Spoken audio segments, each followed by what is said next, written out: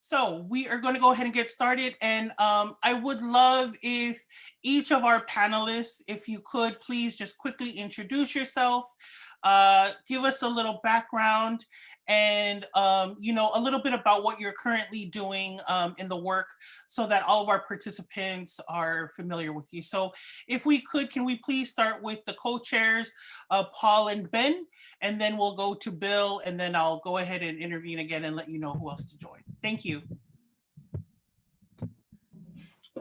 Thank you, Melissa. And Ben, I'm going to start first then, okay? If that's okay. Thank you, sir. Name is Paul Chang. I'm currently serving as the co-chair of the regional networks with Ben Raju. In the national, in the regional network is a group of federal, essentially we're the career staff of the federal agencies. There are over 450 federal agencies in the executive branch, and we want to make sure that these agencies and services are available to our API communities, and you know that touches every aspect of our lives. I mean, you know, you might think of federal government as one big entity, but you know, 450 federal agencies doing all sorts of different things. It's most of the time you don't realize that how much of the government does touch every aspect. And I think, you know, having that interaction, having that ability to connect and be there for our community is one of the most important things that the regional network was designed to do. The regional network was created in in late 2013, and our formation was formed throughout 2014 and so on. And we now have over about almost 300 members representing over about 50 agencies. We are growing, and you know, pretty soon it's not just, you know, members of the 50 federal agencies, but we are growing, and that number, we can also have reaches within our other federal partners too, so that we can also connect those resources to our communities. My home agency is the Department of Labor. I'm the regional anti-human trafficking coordinator at the Department of Labor, which covers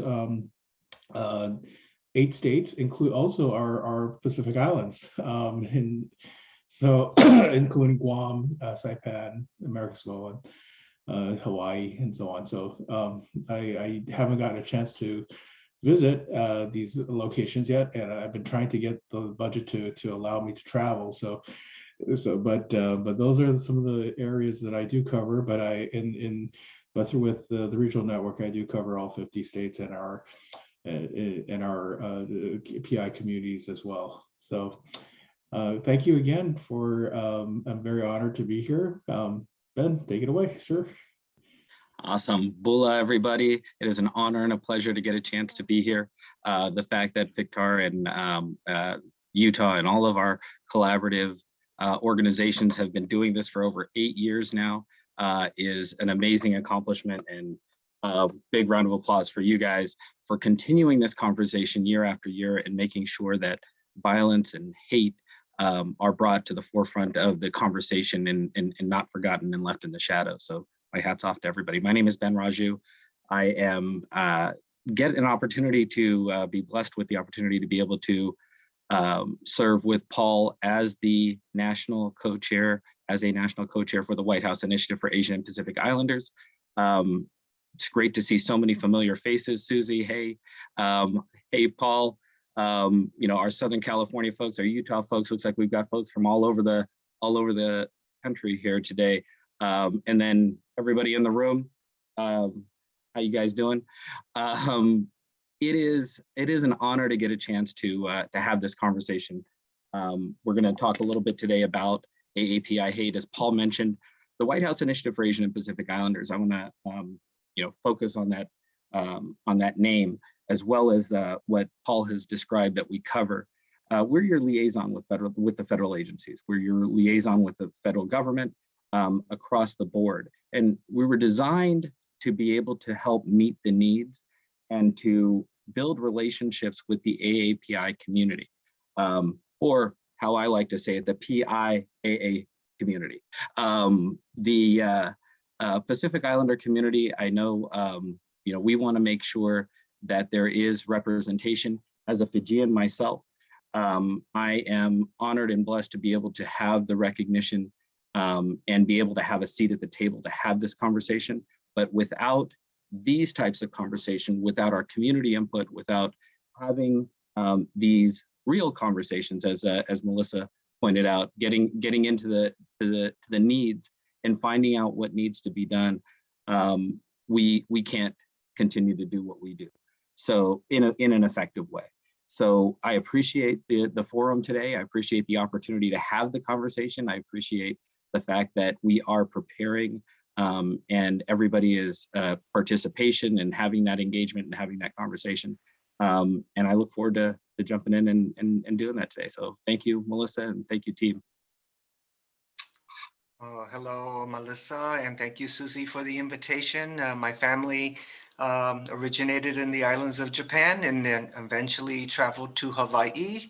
My maternal grandmother was born in Kaneohe, and then my family traveled to Hilo, and then they came to the continent to farm in Washington, and I eventually was born in Eastern Oregon, right on the Oregon-Idaho border. Eastern Oregon is home to many Pacific Islanders who attend Eastern Oregon University and many of the universities and community colleges there. And I used to be on the commission under President Obama. Part of that work spilled into President Trump's term. And I'm just here to be supportive of the community and to listen to all of your stories. So I'm looking forward to talking story today. And thank you for having me. Thank you, Bill and Paul and Ben. And now if we can get an introduction from Emilio, Melsihna and Tavae, please. Hi everyone, my name is Emilio Manuel Camu. I'm a Tagalog Filipino immigrant. And serving as the current president for OCA Asia Pacific Islander American Advocates Utah. We're a local chapter of the National Civil Rights and Advocacy Organization focused on the social, political, and economic betterment of the state's 150,000 Asians and Pacific Islanders. Currently, the work that we're trying to do is trying to engage the community. We have focusing our work on the clinics for our communities to make sure that we're focusing on vaccinations, but we also do civic engagement, immigration and policy work, depending on the year. So glad to be with y'all today and glad to share the room. Auntie Melsihna. Salamat po. I hope everyone can hear me okay. Am I? Okay, perfect. So as an introduction, Kasilelia Mainko, Eteme Melsihna Ramon Folau, ang isang pingilapon pe. And with that said, I'm very privileged to be invited to this panel because I feel like I'm not an expert at this time, but I am honored to be here to tell you guys a little bit more about our Micronesian community that's small but growing and ever growing bigger every month actually. So what I do, I'm the chairwoman and founder of the United Micronesian Women. We're a small organization at this time. There's only about 200 plus of us, but there's more Micronesian. We're a woman-based organization for girls and women, not so much that we're gender-based. Our biggest supporters are our fathers, our brothers, our cousins and stuff, but it's based on what we believe as Yali and Sapwat. It's actually a saying from Pohnpei, basically saying we're the women of the land. And so we've been here for more than 30 some years. And one thing that I noticed, and that's where our organization came into existence, is we're lacking access to basic things like information. And so that's where we started. And we started a networking group and then just sharing resources. And then we find out that, we're actually more talented, that we can actually get organized and be part of the community and basically share our knowledge of things that we at one point were a little bit embarrassed of sharing. So that's basically what we do as United Micronesian Women, which the acronym for that is and is the same connotation for umo in Tongan and other Pacific Islanders.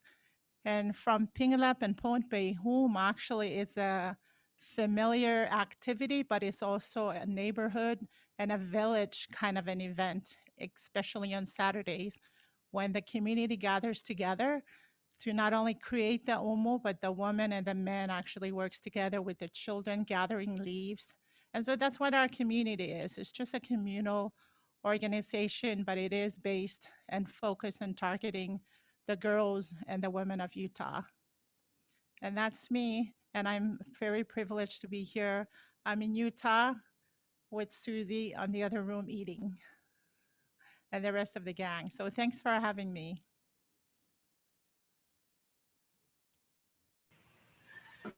Thank you, Auntie. I actually got to catch you on a panel. One of the panels was part of the seminar that University of Utah has been putting on. It was so brilliant, and so very deeply appreciative to share space with you, and also to be able to enjoy more of your wisdom. And also, always here for a matriarchy. Salopalava, everyone. My apologies for being late. Of course, I just cannot seem to learn my lesson around overcommitment. But in either case, my name is Tavae Samuelu. I am Simeona and Ailawa's daughter. My parents hail from the villages of Leulumuenga and Salemoa in independent Samoa. My pronouns are she, her. I am Zooming to you all from Long Beach, California, where the original stewards of this land are the Tongva people. I wear many titles. Primarily, I have the honor, exhaustion, and privilege of being the executive director of Empowering Pacific Islander Communities, also known as AAPI. AAPI is a national organization that's based in Los Angeles. And really on our best day, we hope that what we do encourages and facilitates the survival and preservation of Pacific Islander people across the country, and really focus mostly on the continent. I also serve in the role as the Vice President of the Asian Pacific Policy and Planning Council, also known as APCON. So thank you all for having me. Ooh, I feel so inadequate to moderate this panel, but I'm so grateful that you all are here. So let's just get into it. We at the PIVP are always looking for best ways to have very difficult conversation. And we understand that there is a national and global crises around our Asian community. And so I want to just unpack a few things. And anyone can answer any of these questions. I know it's a little difficult via Zoom, but the federal government has identified our communities as one. And we know that there is a lack of data, there's a lack of disaggregation of data that really can speak to the needs and experiences of our communities, because AAPI is put into one category. So I would just love if we can first talk about that. And if anyone wants to talk about how that is, why that is, and what are some initiatives that we're doing in order to continue to put a spotlight on the actual needs of our communities, although still being connected with our cousins, the Asian community. Anyone or anyone.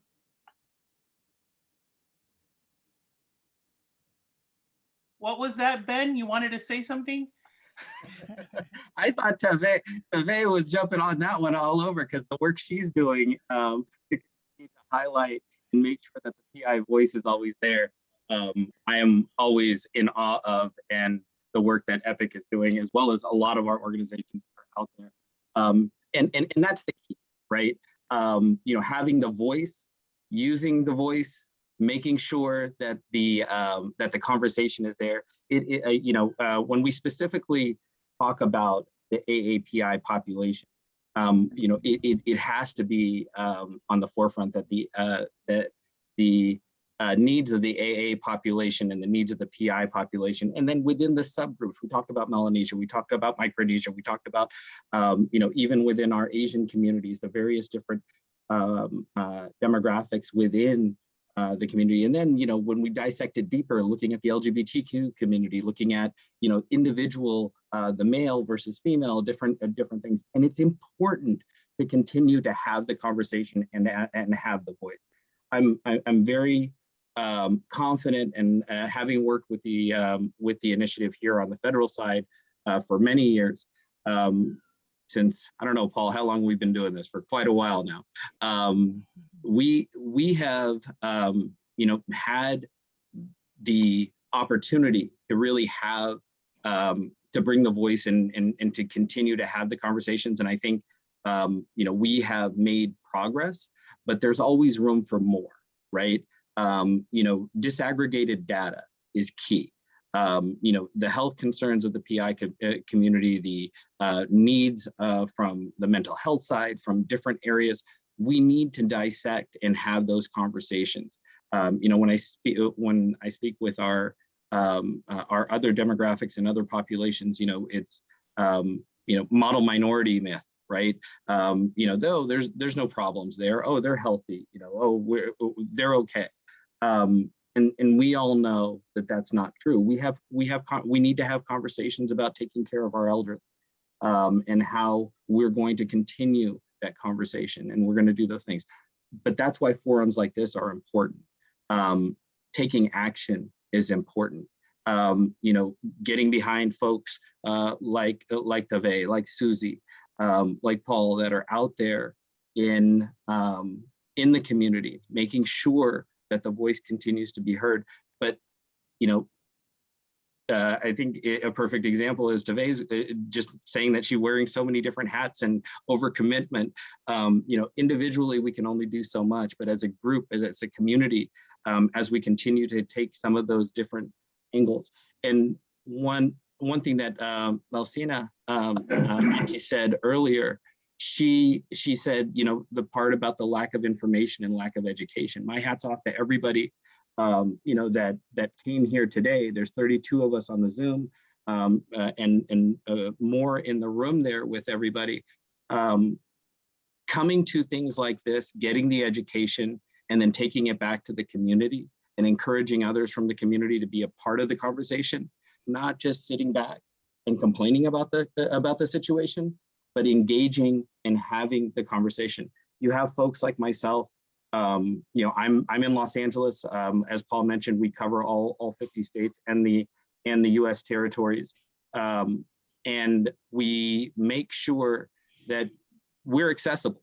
I'll make sure my email address. I'll put my phone number in the text box, and not just some random phone number that you're gonna get some operator. I'll give you my cell phone number.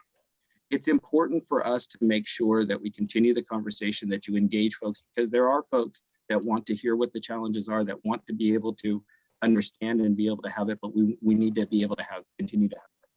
So, Melissa, to answer your question, really continuing the conversation, engaging in the conversation, participating in the conversation are real ways that we can make sure that these things, that we continue to bring the issues of the PI population on the forefront without getting it mixed in with all of the other ones. Because at the end of the day, we have needs, and we need to make sure that we continue to express those. And Tavae, I'm going to kick it to you because I know you're going to have something to say on this topic. Thanks, Ben. My name is actually Tavae. Sorry. You're good. So yes, I feel like I end up talking about this all the time.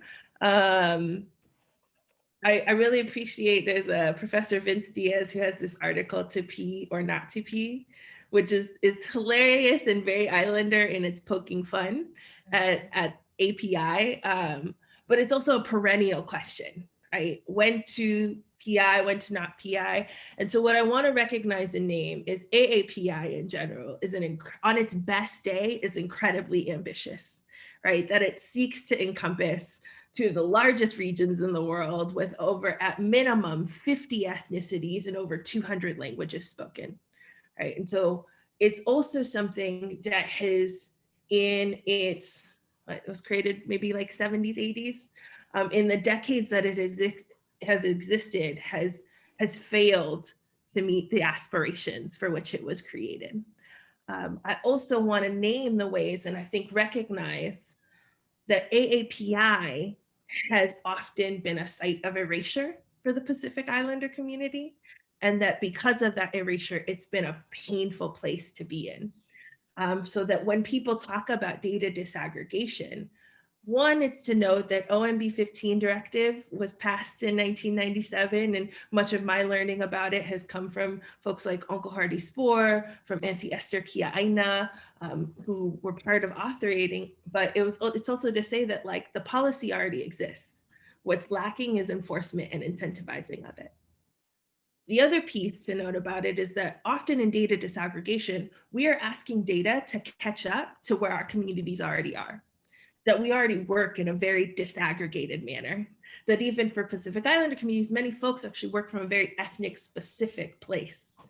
And so that when we're asking for data disaggregation, or we're demanding it really, we're saying your data and the way that you distribute resources needs to reflect the ways that our communities are already organized, the way that we already work. The other aspect to name is that Pacific Islanders, many in our community, don't organize under the banner of API, right? That we also know that when it's deployed, it is most often East Asian in its presentation. And that also means that it's something that hasn't served many in the Asian community as well, right? South Asians, Southeast Asians, who's also felt rendered invisible under AAPI as a category. And so when we come to it, many of the conversations I usually have to have are accountability conversations of calling in my colleagues, my Asian American organization, Asian American partners, around what does meaningful and authentic PI inclusion actually mean? And even beyond inclusion, what does it mean to constantly ask to include yourself in a table that was never meant to hold you, that was actually not constructed to serve your realities? And the last piece I'll talk about, right, that like any racial category, it's a construction. It's something that was built before us. It's something that we inherited. It's dynamic and it's constantly changing. And that what also needs to be teased out is like, how did our communities actually come to be with each other? How did they come to meet each other? And that what's also incredibly painful and maybe doesn't get named is how empire is often the thing that connects us. How colonization is often the thing that connects us. And how do we move to a place where the thing that we share with each other is actually freedom, is actually power? How do we get to a place of accountability where we're actually talking about the imbalance of power that exists when PIs are asked or forced to participate in API as a space or an aggregation? And that the impasse that I'm personally at and constantly interrogating is that although the Pacific Islander community is already post API, that many of our folks are already organizing in that context, that in most spaces, philanthropy, political power and resources are still distributed through API as a vehicle and a mechanism.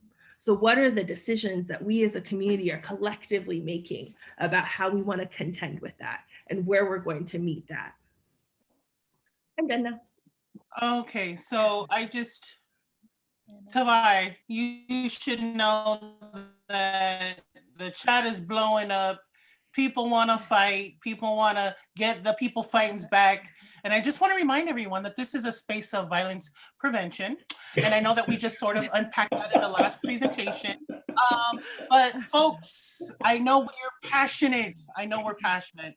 But thank you, Tavae and Ben. Like, I feel, I heard from Ben, and it's very important that your voice is present here, because you and Paul play a significant role in the way that we are represented to the federal government. And the fact that you are able to call out that we've made progress, but there's still so much work to do, that you're recognizing that our data needs to be disaggregated and it's super important, and to continue to have these conversations.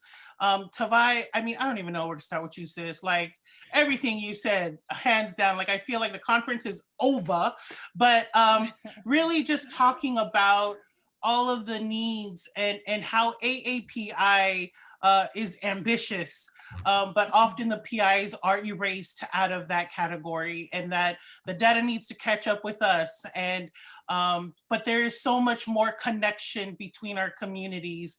And so together, we can work how we can be highlighted in our own truth, that is so needed at this time. So thank you.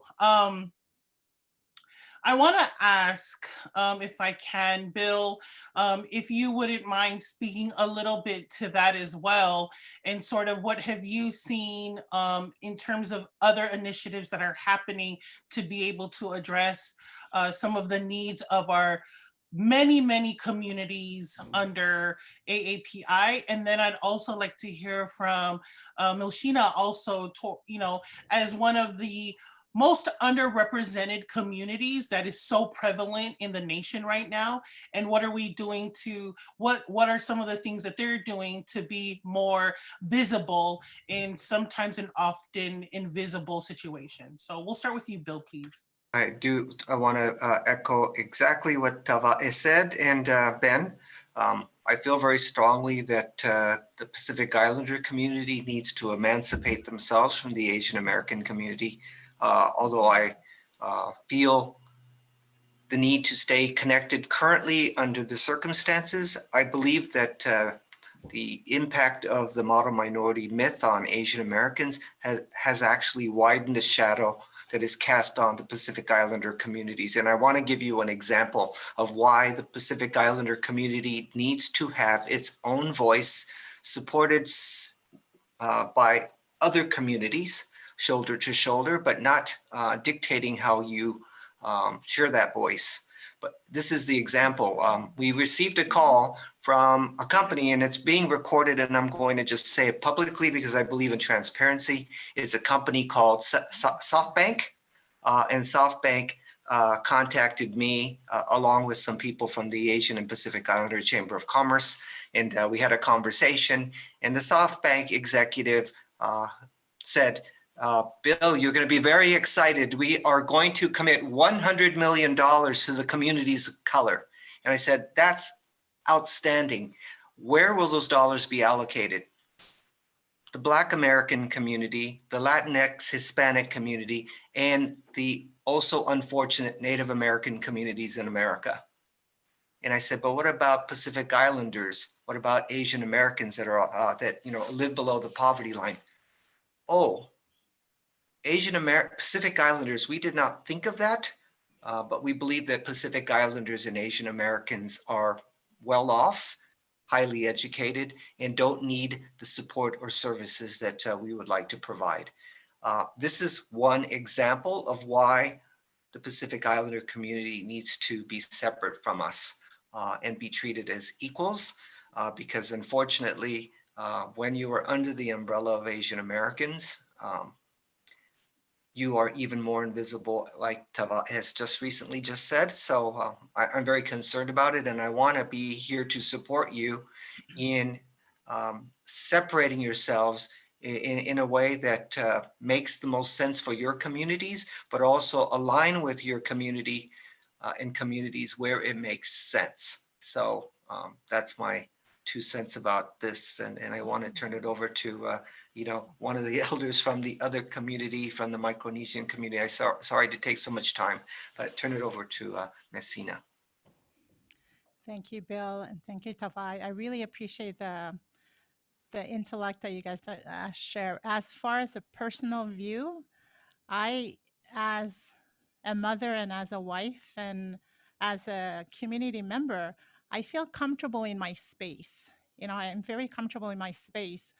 But then when you put up your head and you look across, you realize that there's a lot of, I'll say Micronesians that hear a lot of noise and doesn't know how to disseminate or make the difference between these noises that they hear. And I feel so, I mean, I was clapping my hands, not because of, the Black Asian, Black community or anything, but just the fact that we're marginalized to a point that we're practically invisible. We're practically invisible to a point that the trajectory of our kids, especially our girls, very intelligent kids, they have the brain, they have the articulation to express themselves. But because of the complexity of our governments, the COVA, we're not like Guam and we're not like Saipan, that they're US, that they have easy access to the scholarships that's available to citizens. We don't. We have Pell Grant, and then you're able to get to college. And then even if you want to go beyond college, you have to have the money to go beyond that. And nowadays, college alone is not enough to make it so-called make it in the community. It's just like the high school back in the 1980s when I was going to school. So it's very prevalent that we know how to go beyond that. But because of our governmental restrictions under COFA, we cannot because of that. And the reason why we created United Micronesian Women Organization, or organization, is because we found out that a lot of community members, not only from our AAPI community, but from the Utah community in general, are willing to help. The only thing is, even the process of an application is difficult, for either a high school student or even a college kid that doesn't have a mentor to go through that process. And so, yeah, it's really interesting because as a teacher myself, I feel like the scholarships or whatever grants that come, the AAPI, we don't hear about it until it's printed in the news, like so-and-so got it, or, the Japanese or the Chinese or Koreans or whatever my AAPI cousins have. Nothing comes to us. And when we find out, it's too late. It's either that. And so that's why our organization is for. We want to have that access to the same information and not just be the shadow of everything else when it comes around. And I think we're articulate enough and we're intellectual enough to actually be open to that, be part of the conversation, not just, oh, you're part of the, this is what was decided, this is what's been done, and here's the information. So we really want to be part of the conversation because I think we have something to offer. Our kids are intellects too. It's just the trajectory that we've seen are sort of disturbing. And, you guys know what happens with that kind of information. Thank you. That's and again, I appreciate that. I really appreciate what's being said. Thank from you. Bill and from Tavae. Thank you. Emilio, please, would love to hear sort of your perspective and OCA, and then I'll end with Paul on this question, and then I'll move on. Thank you, Melissa. I think for me, I'll share my story. I'm Tagalog Bicolon. I'm Filipino, from the Philippines, moved to Salt Lake and grew up here. When I was growing up, in a predominantly white Utah, not a lot of opportunities to engage with other folks. And I never heard the label AAPI growing up because I was one of like 4 Asians in the school. And so I tried to, rep Filipino very hard. And it wasn't until college where, I think fortunately for us, I was able to find, there was an Asian American Student Association, but that there was also a Pacific Islander Student Association. So for me, in my experience, it had been split, but I understood and felt that there was a historic relationship between the two, because I found out that at the University of Utah, I think it was in the early 1990s, when these two organizations were founded, it was because they were hiring for an API director, but the advisor for these student groups, but they really fought hard back then in the early 90s to make sure that they were supporting both Asian and Pacific Islander, and that they needed 2 separate advisors that would work together along with the Black and the Latinx and the Indigenous advisors but that they needed to be separate because of the population that was here. And I think it was through that involvement that really, kind of enlightened me to understand, like, okay, Utah's different because I looked to other colleges, and as I partnered with our student organizations, when I looked to California, I was like, oh, how come it's all API? How come it's all combined? How come it's not separate? And I'm like, wait, what do you mean? Because for Utah, it is because of our huge population. So I think that's when I started seeing, okay, how come it's being said like this, but y'all function as an Asian student organization, and that the PI in there is Filipino. And for me, I'm not here to, gatekeep or try to see how others identify, but really coming into that understanding. And after I graduated, or during that time, I got involved in OCA as a volunteer. And after I graduated with my bachelor's, that's when I came into and was recruited to be part of the board for OCA Utah, which at the time was under, Tongan leadership. Our president was Lavinia Taumoy Peal. After that, Ana Pesikaili, then Verona Sangato Maunga, then Felian Hipol, another Filipino. And after me, our president-elect right now is Lita Sangato. So it's a PI Filipino-led API organization that more I see when we're comparing to other chapters and comparing to OCA nationally, is that maybe we're, instead of us being the example, it's a unique, separate situation that is happening outside of it's not the norm for the API or AAPI or PIAA or whatever other variant you want to use. And it was through that also involvement and being at the university, that I'd like to bring up Tavae's point of what really brought our communities together, and really this history of militarization and colonialism and imperialism. And from my search of why this term existed, and I might be wrong, and it might be like part of a larger story, but the Asian Pacific Island term really coming together because of the U.S. military's designations and regionalization of, like, this is the Asia Pacific region where we're going to set up our bases. So trying to tie it back to that, right? It's not necessarily because we were racialized together, but it was more of a, where is the U.S. going to set up its military zones and do all of that. And as part of this, problematizing and necessitating the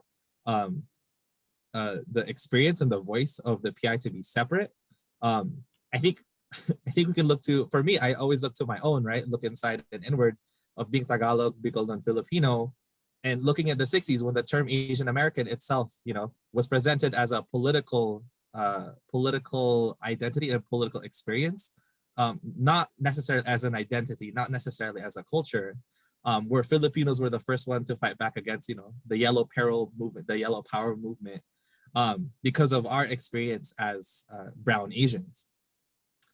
I think, and looking to this day, how Filipinos and Filipino organizations, right? I'm involved with OCA National, I'm involved with OCA Utah, but for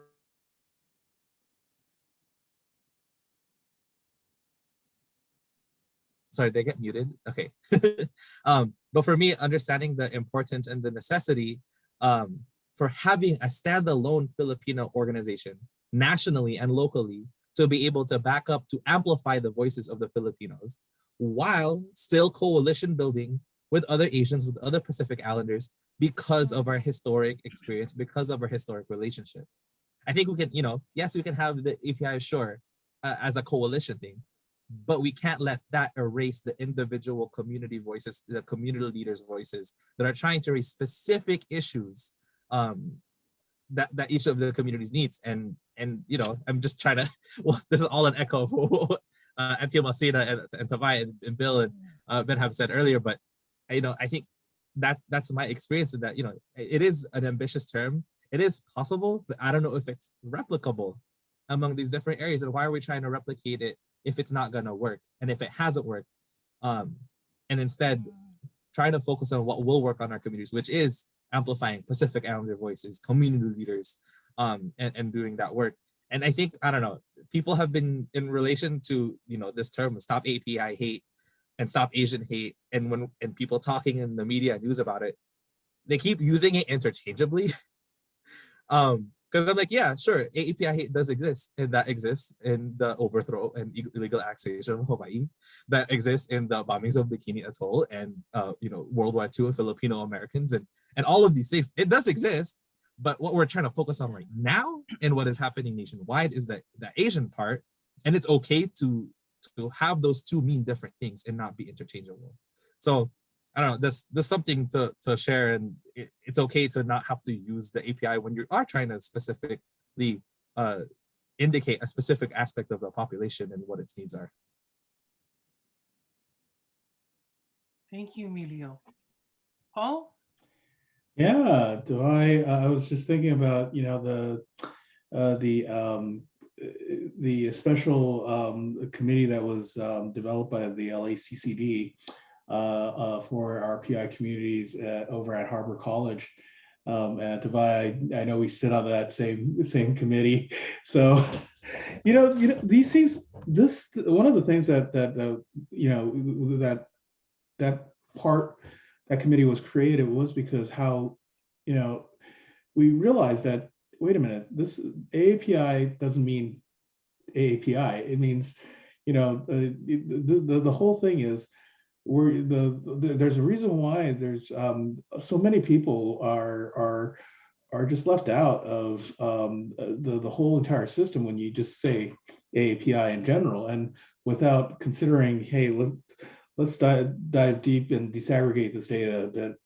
And one of the first things that I remember sitting with Ben, doing with Ben many years ago, I still have a picture of Ben when he didn't have the beard, or but when he was clean shaven. So this was this was when we were talking about disaggregated data with Karthik, because it was something that, hey, this is something the resources, the federal resources, are not getting into our community, our PI communities. Like for example, right now we're talking about abuse, domestic violence and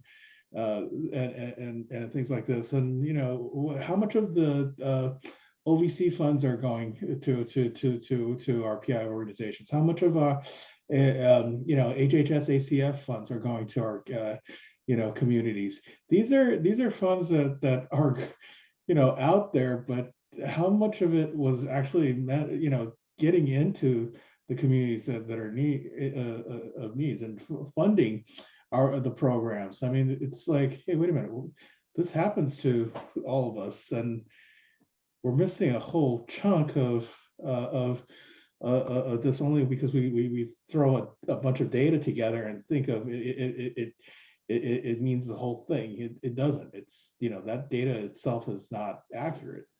So that's one of the things where, why data disaggregation is so important. And I echo everybody's feelings about this, and it's just one of the things that we continue to do and see, both in not just in education, healthcare, but in all aspects of our lives. We need to think, and one of the things where Bill and I many years ago were trying to figure out, wait a minute, we have PI, construction contractors that aren't getting, when we talk about infrastructure and paving roads, wait a minute, how much of that cement is going to our PI, business contractors?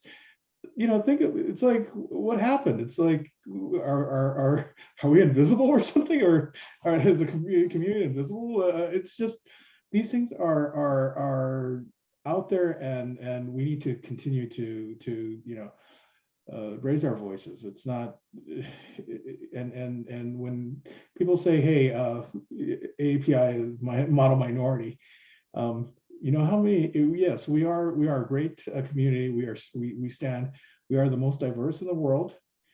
If you think about our API community, yes, in the United States, API is all lumped together, and that makes us the most diverse community in the entire world. No other country has that diversity, but yet that diversity also means we have different needs. So just leave it at that.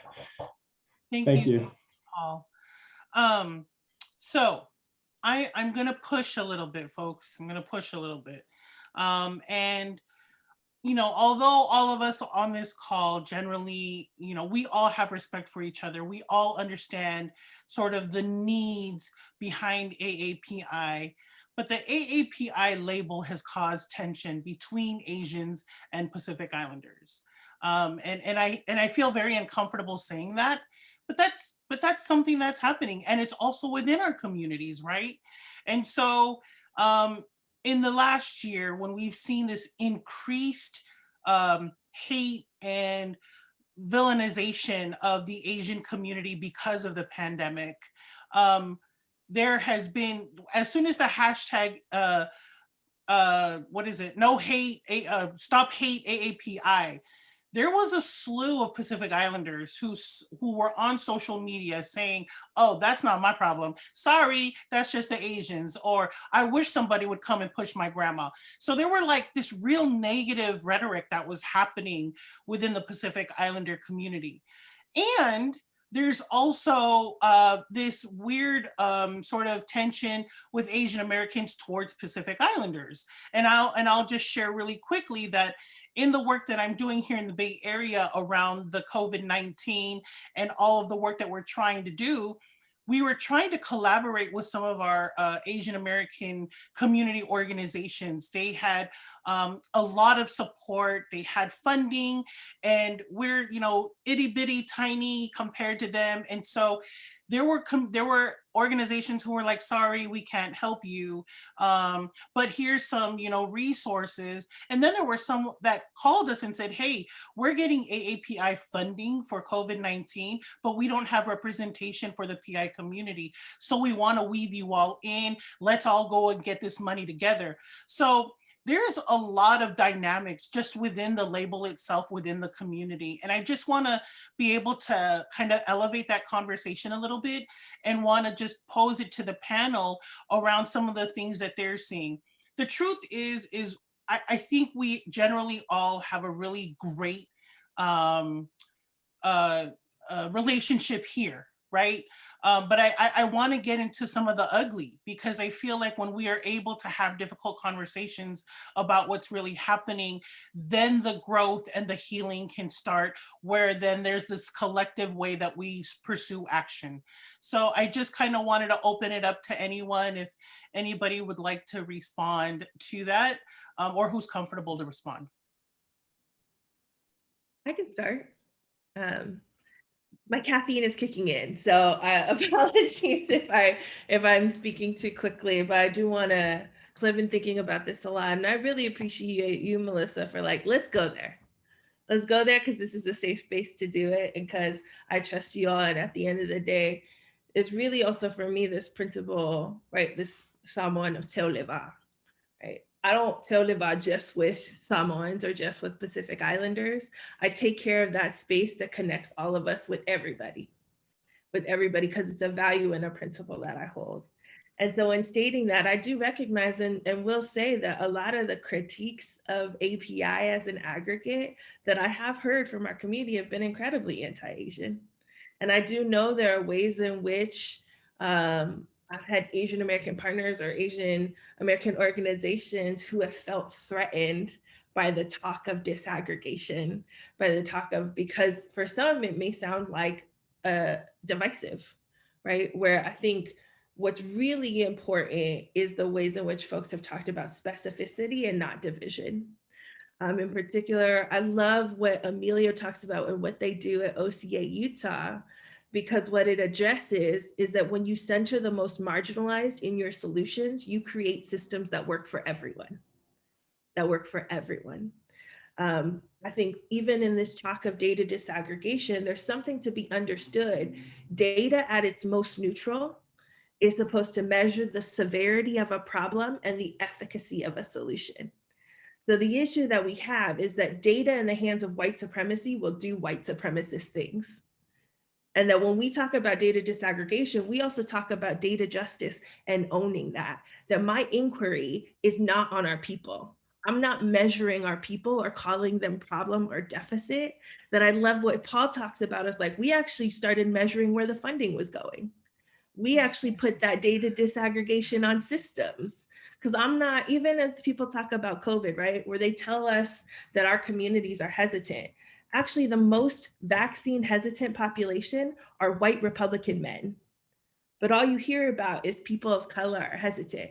And so what I will shift to say, my people aren't hesitant, what have you done to earn their trust? So coming back to this piece around API and what feels critical and painful about Stop AAPI Hate, and even the tension that exists, is that folks are talking about specificity. And I say this too, because EPIC was designed in a particular way to address the ways that racism manifests itself in the Pacific Islander community. That what's insidious about white supremacy and racism is that it could go into so many communities and look so different. So as folks are talking about and not identifying with Stop AAPI Hate, what I also hear is racism doesn't look like that in my community. It doesn't look like overt violence. It looks like covert things. It looks like continued colonization. It looks like poverty. It looks like gentrification. It looks like incarceration. So what I also hear in people not owning that is like, that's not what racism and violence looks like in my community. So the other aspect, the critique to lift up around this hashtag, that has clearly been, it has traction.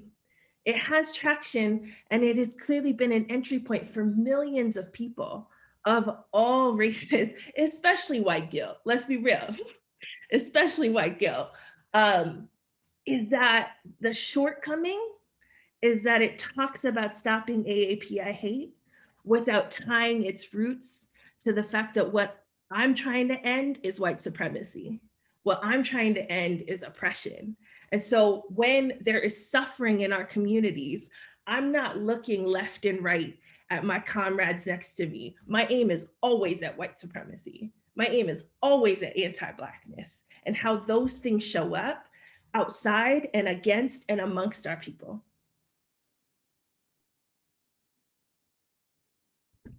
Well said, well said.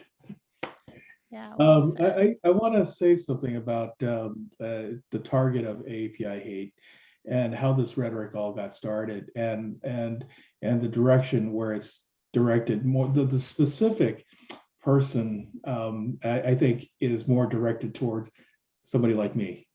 The hate is directed to me because I'm actually from Beijing.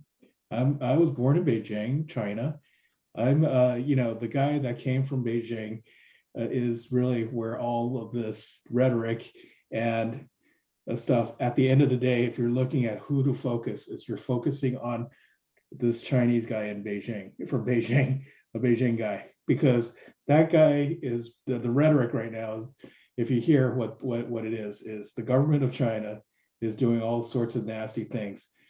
And and all that other stuff that's going on, that rhetoric is now that we're hearing is to also remember how we demonized the Muslim American community. When we have to if we want to start a war with somebody, we have to demonize them. We have to show them they are less than. And this is something, and I fear when we talk about something like this, listen to the rhetoric that's being spewed out in the news, the tone, if it's how it's designed to brainwash our general public to think some certain ways. And if you want to listen to how brainwashing works, there's something called the BITE model of authoritarian control, and by Stephen Hassan. This teaches you what are some of the strategies people are using to brainwash the community to think of certain ways. He's a cult expert, but the brainwashing is the same way. But so I'm just saying, think of when you're talking about So one of the first things that I did when I realized that this rhetoric was directed to somebody more, the most specific person was somebody like me, somebody from Beijing, who was from Beijing, from China. The first thing I did on my social media, even though I can't say anything publicly about this, what I did was, first thing I did was show my picture of my kindergarten picture, since I left China when I was a 5-year-old. But my last picture that I took was in front of Tiananmen Square with my kindergarten class, and I posted that in front during of Tiananmen Square. This was right after the Chinese Cultural Revolution, and you see you can't get any more,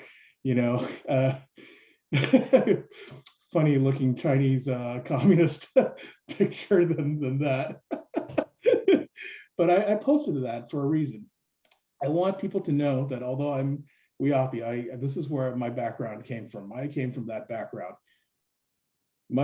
Because this is who I am. I can never change it, and I'll never be apologetic for my race. And I think being proud of who you are, and we need to continue that conversation. Just want to. Well, Paul, I actually think this is an equity issue, an equity and power issue. When people feel, and the dominant culture feels like they're losing power, and they're losing what they believe is the equity that they have gained over other people, that's when people need scapegoats. And so what happened under President Trump and the comments that were made about the Hong flu and things like that just gave people the license to express themselves in inappropriate ways. So I think whenever equity is challenged in a world that is filled with inequities, and when the power structures are challenged and people don't feel a need to share power, that's when we have problems like this, when there's scapegoats. And so it's going to be Asian one day, it's going to be a Pacific Islander issue one day, it's going to be one other community that is been marginalized for many, many, many years. And so I think it has a lot to do with power and equity. Absolutely. Can I add, Melissa? Yeah, go ahead, Robert. So I think that comment was a great segment to, I like that the fact that you said you wanted to push a little bit, and so I just wanted to share a perspective that is out there regarding this issue with AAPI, and more to the organization, that there's some resistance within that organization to split because of, and I'm not sure what the numbers are, so the statisticians out there can let us know. But there is some resistance from the organization to split, because if we separate, that the Asian American community will not get the same amount of funding, will not get the certain numbers, for the funding, to qualify for funding. If you look at the dynamics, and again, this is not to disparage our other brothers and sisters, but if you look at the numbers of where Pacific Islanders, the trends are as far as being more involved with issues with domestic violence, being more involved with low income, criminal issues and things like that. And again, this is just a perspective that's out there. But I'm curious to know if there are people that who have that same perspective as far as the resistance within the organization, to split. Within, because of that. Do you mind specifying with what organization? The AAPI, the API, or the people that identify themselves as the leaders of the API, the API group. Isn't there an organization out in that calls themselves API, or that I mean, when they say when that is a voice for the API population? Yeah, Robert, this has been, I think if I'm understanding correctly, so if we have organizations that are combining efforts to be able to, as I think was mentioned earlier, organizations go after funding, they go after resources, they go after different things, and they want the PI population to get behind them or get involved with them so they can have access because that money is earmarked for AAPI. And I think part of, and correct me if I'm wrong, I don't want to misinterpret at all, but oftentimes, that money might go to those organizations and it doesn't trickle down. And I think as Bill was talking about earlier, it doesn't trickle down to the needs of the entire population. It may stay with the needs of the AA versus the PI, right? It might go towards programming for specific areas and not get to areas that might be of necessity or influence to the PI population. Is that close? Yes, that's exactly what I've been hearing, and as far as the perception that's out there, because of the numbers, there's a fear that if we were to separate the AA with the PI, that the AA would not be able to stand on their own with getting the funding. So that's kind of the, that if there's some resistance with the people who are, we're all talking about the need for us to separate, but if there's some resistance for us that they're trying to keep us together because of that funding, I'm just wondering if, if anybody's ever been talking about that. And just from my perspective and just experience, I'll just talk from experience. So over the years of doing this, you're always stronger together.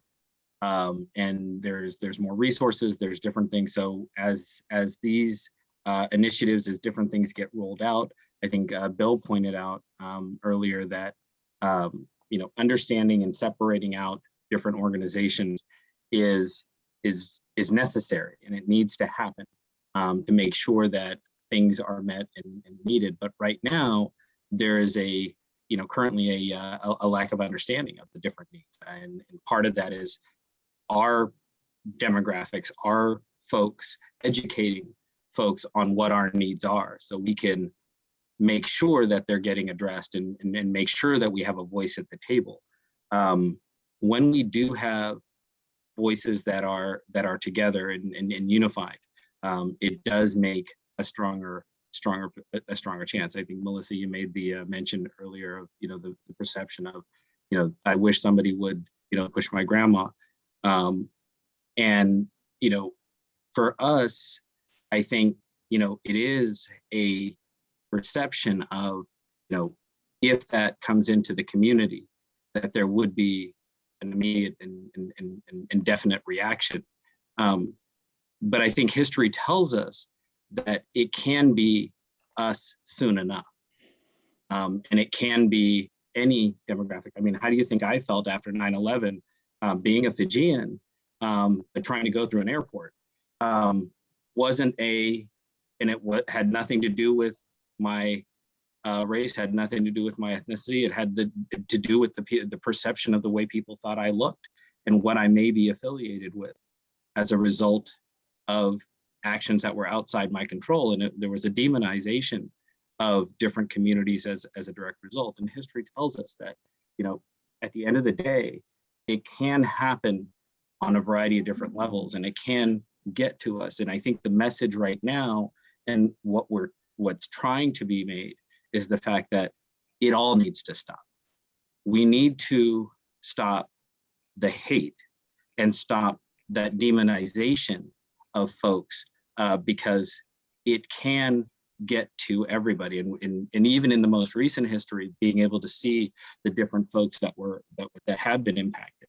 And I think as we bind together at this time to be able to do this, but prepare ourselves and educate ourselves to make sure and align ourselves to make sure that our voices are being heard and we're not getting left out of the conversation, that we're not getting set aside in a conversation, and that we're not getting used for our demography or demographics, to be able to make sure that, you know, if somebody is accessing funds and if somebody is getting funds to serve the AAPI population, that the AAPI population gets served.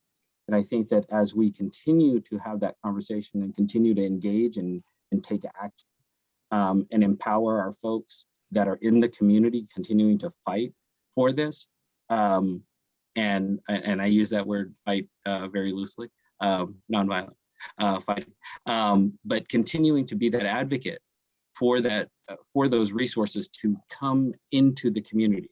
And when it's not, and this is something that Paul mentioned earlier, we have had this discussion for years, and I have seen change in this area because of research, because of pushing, because of making sure that that conversation continues to happen, holding people accountable for where those funds go and how they're supposed to be used, holding people accountable, making them answer the question, disaggregating that data, and making sure that it's available to the public to be able to have that conversation is going to be key and going to be important, I think, as we go in this. And as we look at having our own identity on a federal level, on a local level, on a national level, on whatever level, on a global level, because that's where I think we should be, because we have so much influence globally, and we have over, our ancestors have, and everybody has had in our community across the board on so many different areas, that I think, you know, as we continue to grow that influence globally, that we make sure that we're prepared and we have the infrastructure in place to be able to go and take that step. And I see we've got a hand raised, so I don't want to keep talking. No problem. Melissa, can I comment on that before we move on? Absolutely, please, Melsihna. Yes. Okay, just to come back to your original or initial question of how Pacific Islanders feel about the Asian hate things going around and the comments like, oh, that's not part of, or that's not my problem. As Micronesians, I don't know if you guys are aware, but historically, way back in 1520s and so forth and so on, we have Asian. So most of us nowadays carry that look, even though we don't consider ourselves Asian, we have that history. And because of that history, a lot of us, especially the, Guamanians, Chamorros from Saipan and Guam, even Chuukese, Pohnpeians, anytime you look like an Asian, and most of us do look like Asians or have the feature of our forefathers, even though we're proud to say we're Pacific Islanders, yeah, we get comments like, where did you come from again? Or do you speak English? The common slurs that's being, targeted towards our Asian brothers and sisters. And the reason why I'm saying that is even though I find that a little bit shocking, but then I have to look in the mirror and see, what do I look like? Even though I'm Pacific Islander, I realize that's part of my problem. When brothers and sisters are having the same slurs directed to them when they don't feel like they're Asians, because we consider ourselves Pacific Islanders, just to put that out there. As far as the AAPI, yeah, we want it split. And the reason why I said that, we understand that, it's so important to have somebody that is, up in the Washington office and that can articulate and understand the processes and, the procedures to help those of us that haven't had that experience. I totally get that. But still, when it comes down to the basics, I want to be known as a Pacific Islander more directly, as a Micronesian, as a Pohnpei, and as a Pingilapese, because my needs may be similar to my cousins, but they're not the same stories. They're not the same narratives. And so I want that to be put out there that, we need to, even though we have that collaboration, and I think we have history together that we can actually share and collaborate and help each other go forward. I think it's really important that we allow those marginalized communities, help them, but allow them to take the steps and learn the process. And that's so important for our little communities experience. We need to learn the process. And when somebody else does it for us all the time, how can we learn? And so that's why I want to, and then with this I really appreciate Susie for inviting us into this space of, violence prevention and racism prevention. I mean, we can get into colorism and all that within our own communities.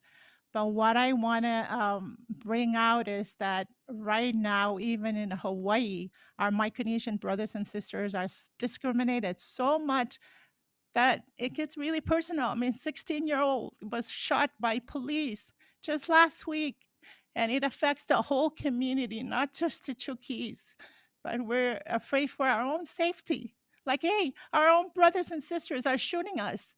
And so that's where I want to voice that, it's important to be together, but it's really, really critical to know that there's Pacific Islanders suffering the same issues we are now talking about that's targeted to our Asian and our Black communities and all of our minorities. We're against each other right this very minute.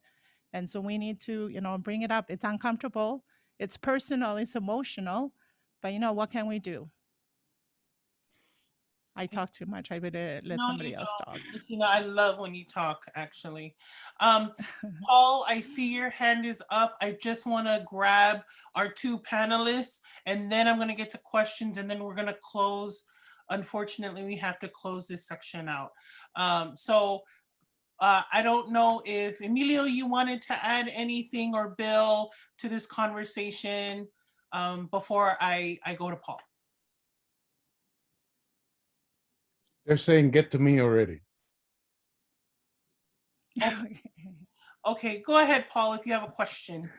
Well, first of all, I want to acknowledge the space and the people. Look, I already have a man crush on Bill and Ben, and I have a girl crush on Tavae and Miss Folau. So, this is one of them kind of parties that, I'm happily married, so don't have any. I'm not trying to be any funny side. With that being said, I'm just going to put something into the frame of mind here, and I think this conversation has brought up some things that are uncomfortable, but that's okay. That's how we work through the growing pains, and there needs to be a separation, and there's going to be separation pains, but we need to be able to feel that pain, and I think as a people we're going to be okay with that, and I believe our Asian brothers and sisters will be happy to watch us break away and watch us fall on our face if we have to, but they'll be there to help us if the need be there. The idea that what was funny to me, well, not funny, but what I learned something was a dear friend of mine whose dad was of Mexican descent, was born and raised in California, but when he was born, his birth certificate had the choice of white or Black. So he has white on his birth certificate. He doesn't have Latino on his birth certificate or Latino descent. And, to this day, when he just passed away last year, but he would love sitting us down and saying, look, I'm white. And because the piece of paper said so. I think one of the things, the ugly thing here is that when it comes to funding and money, there's going to be bickering because there's money involved. Let's put money aside. Just for a moment, I'd just like for all of us to put the money part of it aside.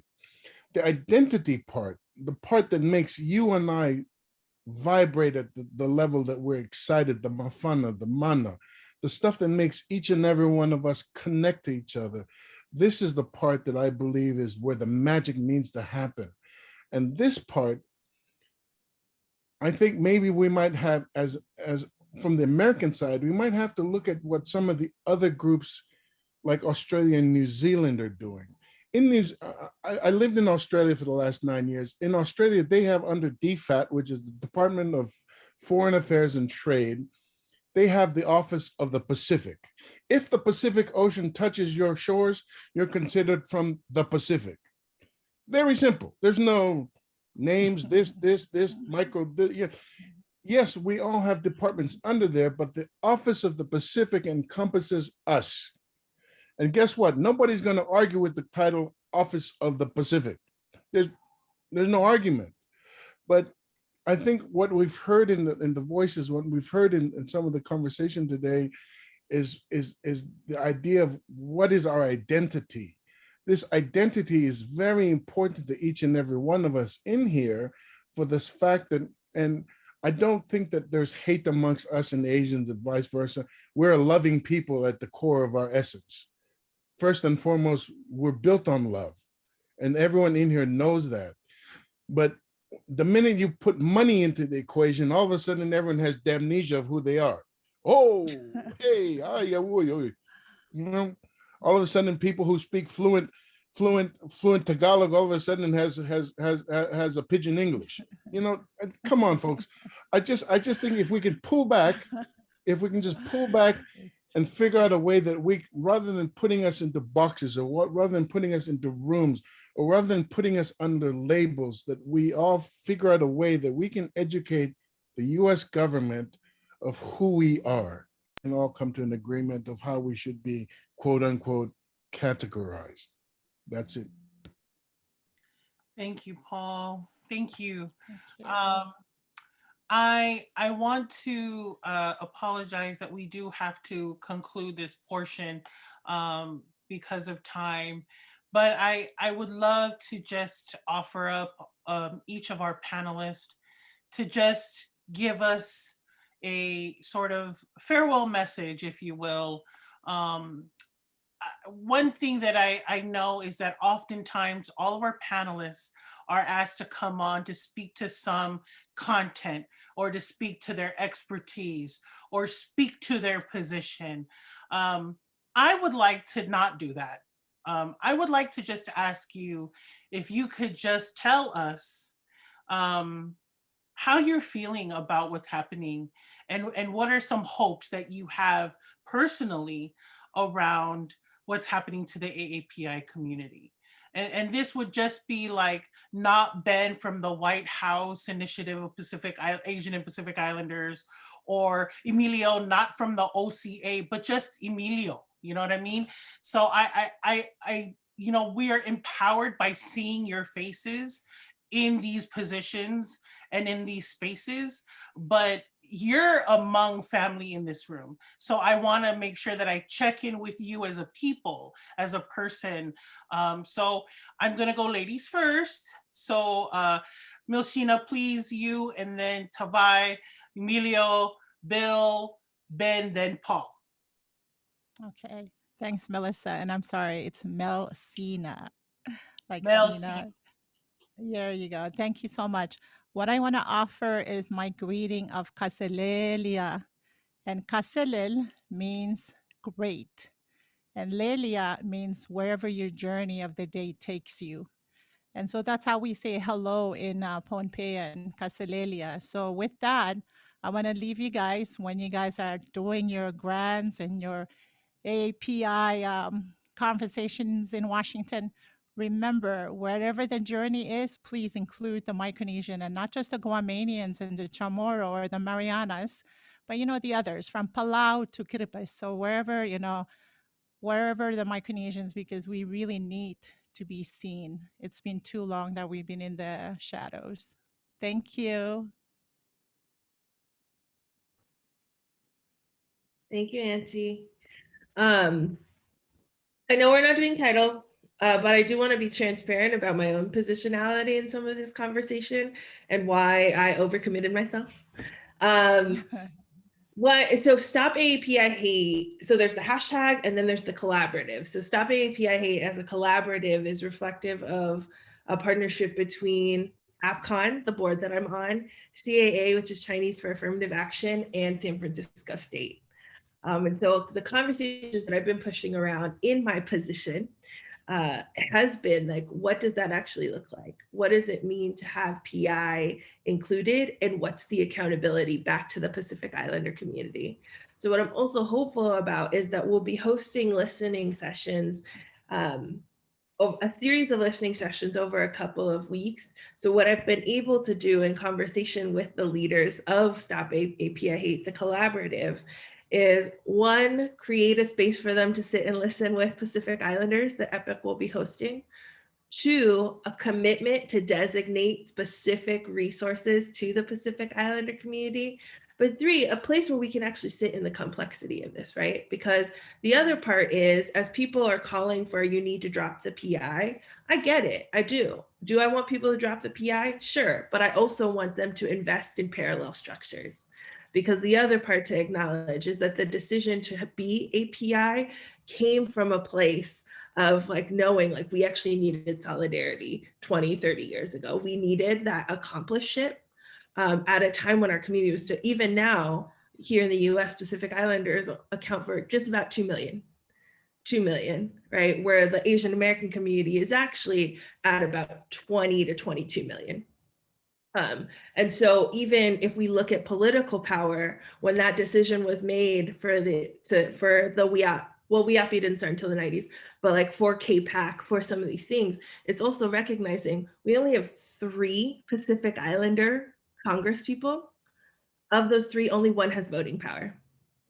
So this is why coalition matters. This is why we come together, because it's in coalition that we actually leverage our communities against institutional power.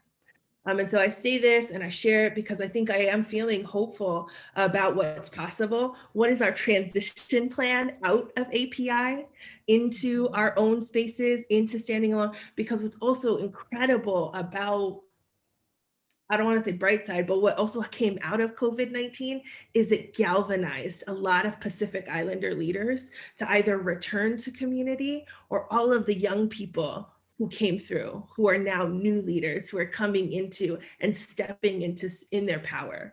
I mean, so I think that's the piece of like, there is now a critical mass of activated Pacific Islander leaders who are ready to go that did not exist before. Sorry, Melissa, could you please repeat?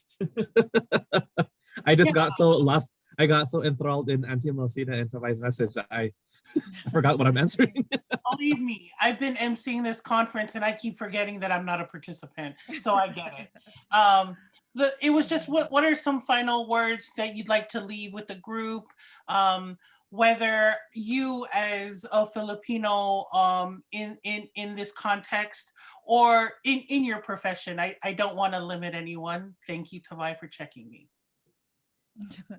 Yeah, no, I think for me, what I want to leave with here is, you know, that commitment, you know, for people. This isn't a commitment to just stop the hate for now. It's just not to stop the attacks. To echo, you know, Sis, Tavae, what you were saying earlier of committing to fight white supremacy, fight oppression, and really fight this for the long run. I think when people get into this, you know, this isn't just like a one small thing that you commit to, that maybe one issue brings you in, but it is a lifelong commitment, and it is a lifelong journey. That relationship building is important, and to be really grateful for those that, you know, you come across with the whole way. I met Tavae like a couple years ago and we sang karaoke, and here we are later on a panel, and continuing to build that together. Auntie Melsihna, I met her daughter first, and then her later, and you know, we continue to build that relationship today. So I think that's really important, but also to make sure that, you know, we're doing this in coalition. It's okay to have individual community interests to represent and properly reflect what the needs are and what the solutions are that's needed. But coming together, you know, in coalition to have that genuine thing, because I know I'm just hoping for a day where no one feels invisible, no community, no individual feels invisibilized by some term that they may not have a, you know, historical connection to, and that we can just, you know, come together like my background and eat with our hands and be in commune with each other. So I leave this to say, you know, mabuhay meaning long live us, long live our people, long live the fight. Mabuhay to all of us. Mabuhay. Salamat po. Salamat po from me as well. I just want to say that I believe in the coalition idea, but I want all the Asian Americans to, in the Pacific Islanders, when you come to the table, you are our equals. And please do not discount the value of what you bring to this coalition, because we cannot have a successful coalition unless you come to the table and view yourselves as our equals. because I strongly believe that that is important. And please, if whenever you can, not worry that when you say things to our face, that we agree with Paul. You do this out of love and caring, and we must, as Asian Americans, provide that same respect and ohana to all of you. So I do want to say, please come to the table when we sit together as our equals. You are not insignificant in any way. Fantastic. I think I was next. I think the importance, and I'd be remiss if I didn't say thank you to everybody for being here, and thank you for everybody for sharing and teaching me today, and helping me understand different perspectives, bringing to light different things. And if I were to leave with everybody with the notion and a comment on that, is continue to do that. Continue to engage, continue to be involved, continue to have that voice heard. The one thing that I would like for everybody to walk away with today, if it was just coming from me, taking all the labels, all of the titles, all of those things aside, get to know me. Get to know, I want to get to know you. So let's take the time to get to know each other, share the wonderful and amazing contributions that I know we all make in our communities. Let's uplift that. If I can be a voice to uplift our community, the good work that is being done, the conversations that are being had, help me identify that and help me be that voice to be able to advocate, to push.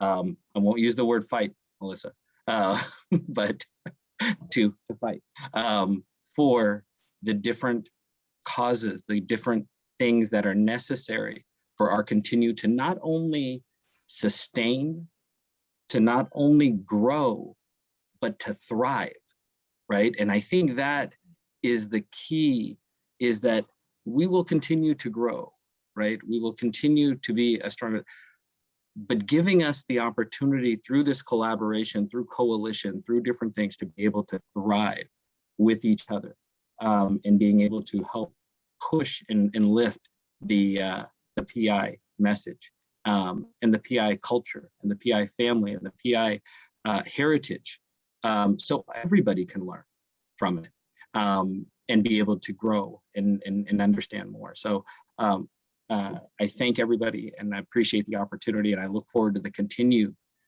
conversation. My cell phone number, contact information, and everything is in the chat box. Please feel free to reach out anytime. Call, text, email, send a canoe, whatever works. I want to say, actually, we need to unite some more, because our right now it's a unite against hate. Right now we have hate against Asians. Today we will have hate against our other communities of color, and in this you see that all around the United States right now, and I think we have to come together, unite in solidarity. That doesn't mean we